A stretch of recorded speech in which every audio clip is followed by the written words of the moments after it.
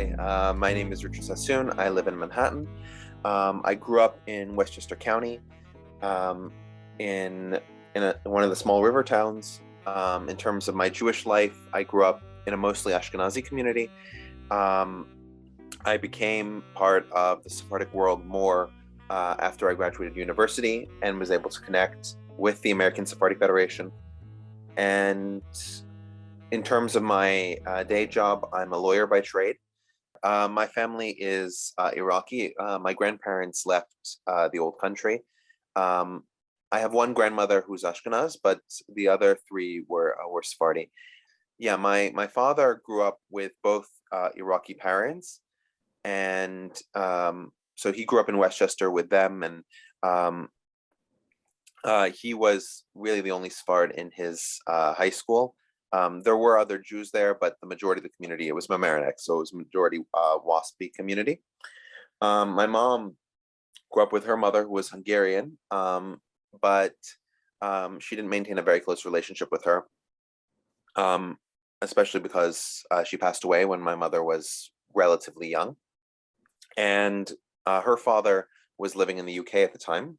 He still continues to do so. So my mom didn't really have much of a Sephardic background growing up, and her mother, despite being Hungarian, was very affected by the Holocaust. So she didn't have much of a Jewish background growing up from her mother either. When she met my father, the two of them decided to create a Jewish home together. My father having come from a Jewish background, my mother being Jewish in name but not in practice. My paternal grandmother, though, was absolutely an integral part of our lives. We went over to her house, her apartment, numerous times, and we played games. She would always come down off the couch. She had, the typical Iraqi phrases like "we suda" and "we khaybi," and I don't know exactly how you would translate that. Like it's "oh my God," but in a sort of more self-reflective. "We khaybi" is very similar. It's expressing sympathy in a very sarcastic way with somebody else's predicament. She would slip into Arabic, but because my mother didn't speak, my father didn't teach us to speak, and so a lot of times we would try and switch her back into speaking English. When I became 12, that was when I started asking to learn Arabic, and as is very typical among native Arabic speakers, she tried to teach me Fusha. She tried to teach me real Arabic, not our dialect. Well, it's the Arabic in the news, the Arabic in the papers, the Arabic that you would use as a diplomat, but not as a person. My grandfather came to the States by way of several other countries, but because of that, he didn't come with property. And my grandmother came because she was literally brought over as a potential wife. So she just came with a suitcase. I remember from my grandmother's sister, she told us the story of the Farhud.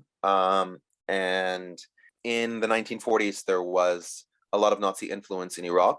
And especially there were high-level meetings with Heinrich Himmler and a number of fascist Iraqi political dissidents, because during the period, Iraq was under British occupation. And these leaders swept to power. Probably the most famous in our community is Hajj Amin al-Husseini, who was the Grand Mufti of Jerusalem. He was in Iraq because he'd been exiled from Palestine in 1939 as a result of the Palestinian Civil War. But the one who took power was Rashid Ali al-Gailani, who was an Iraqi fascist. And after about a few months of fighting, the British managed to eject this government, but they waited outside of Baghdad for a few days in order to try and consolidate their attack, or because they weren't interested in attacking. There are different historical sources on that. During that period, it happened to be the Jewish holiday of Shavuot, and these fascist leaders who were very strongly Nazi aligned started a Jewish pogrom. And this Jewish pogrom is called the Farhud. About 200 people died, thousands of people were injured, and you have millions of dollars of property damage that occurred during this period. So so the story of my family is that my grandmother had 3 sisters and 2 brothers. Joe is the younger brother. Edward is the older brother. And They had a mother, but their father had already died by this point, natural causes. So Edward was really the patriarch of the family, and he spoke to several Muslim friends of his, and one of them was willing to give him shelter and give the family shelter.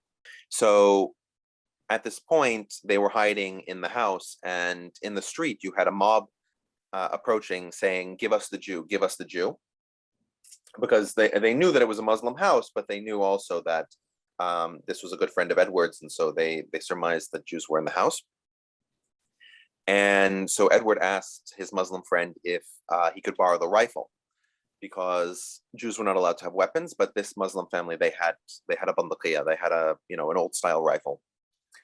And he went out onto the upper deck, because there was sort of a balcony with a window facing the street, and he fired a warning shot into the air, and that dispersed the crowd. And he told them to go home. So Edward really put his life on the line, and so did this Muslim family. They put their lives on the line. My community, when I grew up in Hastings, was probably about 50-50 or 40-60, the minority being Jews. But it was a significant minority. It happened to be an Ashkenazi Reform minority. So in terms of Jewish education, there was a Reform synagogue in the town, and there was a conservative synagogue in Dobbs Ferry called Greenberg Hebrew Center. Both still exist. I went to the conservative synagogue, and my grandparents, while they were alive, on my father's side, they always went to conservative synagogues in the States. They considered Orthodox to be too religious for them, and there also weren't large-scale Sephardi synagogues in Westchester County at that time, at least as far as I'm aware. So our Jewish education was a Ashkenazi education, because the conservative movement is entirely Ashkenaz. So I went to school there from kindergarten until bar mitzvah. After that, I went to the Jewish Theological Seminary, which is the headquarters of the conservative movement here in New York City, for their Pros Door High School program. And I was there for the next 5 years. And did you feel part of the Jewish community there? I didn't feel excluded or anything because of my Iraqi ancestry. I just didn't know what it meant. Problem is that if you don't know what you don't know, there's no way to access that information, because you don't know what you're searching for, and you don't know where the hole is, right? That's sort of the issue.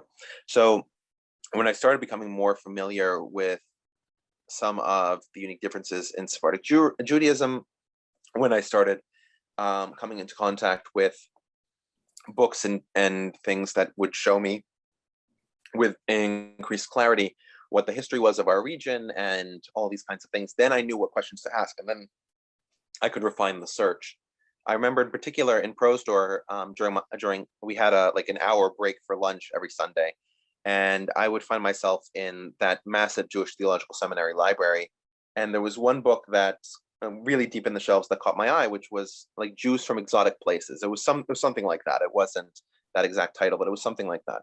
And it described the Jewish communities of Kaifeng, China, or of Bukhara, or of Ethiopia, right? Like these very far-flung Jewish communities. And there was also listed there, right, the Jewish communities of Iraq.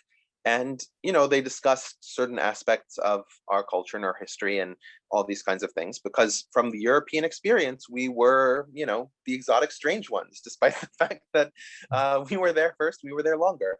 So that sort of opened my eyes in a certain way to the diversity of the Jewish experience, right? Because growing up, we were Jews. That was it. That was the only major undercurrent. The fact that everybody was Ashkenaz was just sort of understood, but it wasn't explicitly taught, because everybody's experience was, my family came from Poland, Hungary, Russia. I don't know what the borders were, and I was like, yeah, my family came from Iraq. We know what city. It's not. There's really no confusion here. The key aspect, I think, is just to sort of normalize this kind of discussion in the same way that we've normalized discussion in Western society about gays, and we've normalized conversation in Western society about discrimination against religious or ethnic or racial minorities. It's just people just sort of have to be aware of the situation, and I think that's stage number one. When Israel made November 30th a holiday for the exodus of Mizrahim from their countries of origin. That was sort of a step in recognizing the longstanding part that Mizrahim have had both in Israel and in the wider Jewish community.